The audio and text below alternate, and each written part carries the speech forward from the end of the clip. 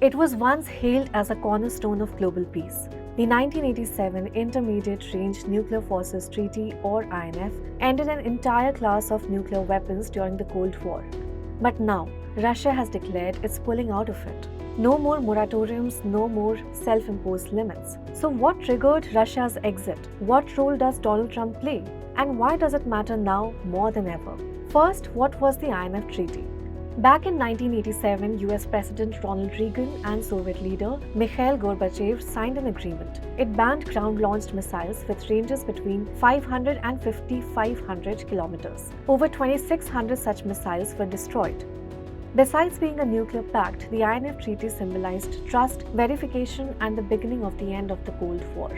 But by 2014, the US accused Russia of violating the treaty, claiming Moscow was secretly developing banned missile systems. Well, Russia denied it and counter-accused the US of similar violations. Then, in 2019, under President Donald Trump, the US formally pulled out of the treaty, citing Russia's non-compliance. That decision severely weakened the arms control regime but didn't kill it completely.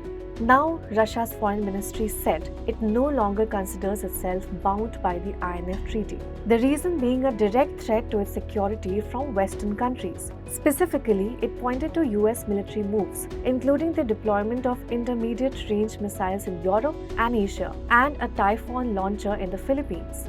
But what truly escalated things was President Trump's response to online threats from former Russian President Dmitry Medvedev. Trump ordered 2 nuclear submarines to reposition near Russian territory. Well, in Moscow's view, the gloves were off.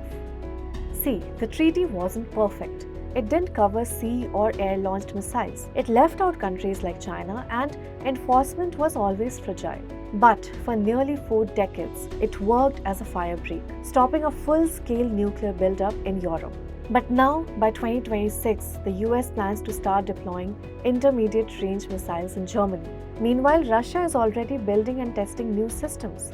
In November, it reportedly fired an Oreshnik missile, a weapon with a range that would have violated the now-defunct INF Treaty at a Ukrainian city. And Putin has since confirmed that the Oreshnik has entered service and is being deployed to Belarus right on NATO's doorstep. So the treaty's collapse may mark the start of a race no one can afford to win.